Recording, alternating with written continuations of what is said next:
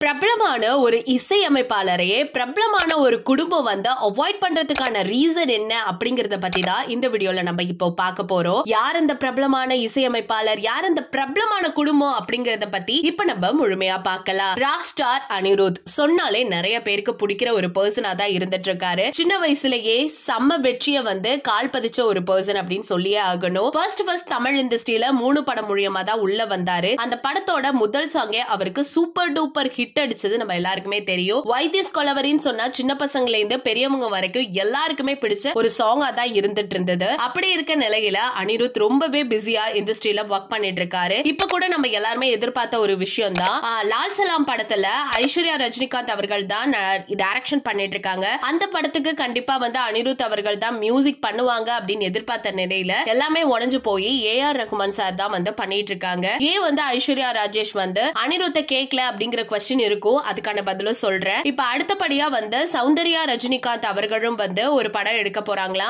அதுவும் லாரன்ஸ் வச்சு எடுக்க போறாங்களா. அதுக்கு வந்து ஏஆர் ரஹ்மான் அவர்களுமே ஜிவி பிரகாஷ் இவங்க தான் வந்து மியூசிக் வந்து டைரக்ட் பண்ண போறதா சில செய்திகளும் இப்ப பிஸி வந்துட்டு இருக்கு. சோ இதுல இருந்தே நமக்கு தெரிஞ்சிருக்கும் அனிருத் அவர்கள் கண்டிப்பா இந்த படத்துக்குமே பண்ணல அப்படிங்கிறது தான். சோ இதுல இருந்து என்ன தெரிய வருது அப்படின்னு கேட்டா, ஏன் யாருமே வந்து அனிருத்தை வந்து சேர்த்து அவங்க மியூசிக் பண்ணல அப்படிங்கிற ஒரு சின்ன கேள்விதான். ஏன்னா பிஸியாவே எல்லாருமே இண்டஸ்ட்ரியில இருந்துட்டு இருக்காங்க. கண்டிப்பா வாய்ப்புகளை கொடுக்கலாம். ஆனா அனிருத்துக்கு கொடுக்காத ரீசன் தான் இப்ப வரைக்கும் புரியல. அதுக்கு விடையளிக்கிற மாதிரி ஒரு சில விஷயங்கள் சோசியல் மீடியால கசிய ஆரம்பிச்சிருக்கு. அது என்ன அப்படின்னு கேட்டா, ஐஸ்வர்யா ரஜினிகாந்த் அவர்கள் வந்து லால் சலாம் படம் வந்து இது மாதிரி எடுக்க போற அப்படின்னு சொல்லும் பொழுதே நீ தான் மியூசிக் பண்ணணும் அப்படிங்கிற மாதிரி அனிருத் கேட்டாங்களாமா. ஆனா அனிருத் வந்து ரொம்ப கஷ்டம், ஆல்ரெடி நிறைய விஷயத்துல நான் கமிட் ஆயிட்டேன், சோ ரொம்பவே பிஸியா இருக்கேன், இந்த படம் பண்றது கொஞ்சம் கஷ்டம் தாங்கிற மாதிரி சொல்லியிருந்திருக்காங்க. அதனாலயே ஐஸ்வர்யா ரஜினிகாந்தும் சரி சௌந்தர்யா ரஜினிகாந்தும் சரி ரெண்டு பேருமே அவாய்ட் பண்றதுக்கு ஒரு மெயின் ரீசனா போயிருக்கு அப்படிங்கிற மாதிரி சொல்லிருக்காங்க. இது உண்மைதானா அப்படிங்கறது அபிஷியலா அவங்க சொன்னா மட்டும் தான் தெரியும். அது மட்டும் இல்லாம தனுஷ் அவர்களும் இப்ப நடிச்சிட்டு இருக்க ஒரு படத்துக்கு ஜிவி பிரகாஷ் அவர்கள் தான் வந்து மியூசிக் பண்ணிட்டு இருக்காங்களாமா. சோ இதெல்லாம் கேட்கும்பொழுது ரொம்ப ஆச்சரியமா இருக்கு. ஒரே குடும்பத்துல இருக்க பர்சன் ஏன் அவாய்ட் பண்ணும் அப்படிங்கிற மாதிரி. ஆனா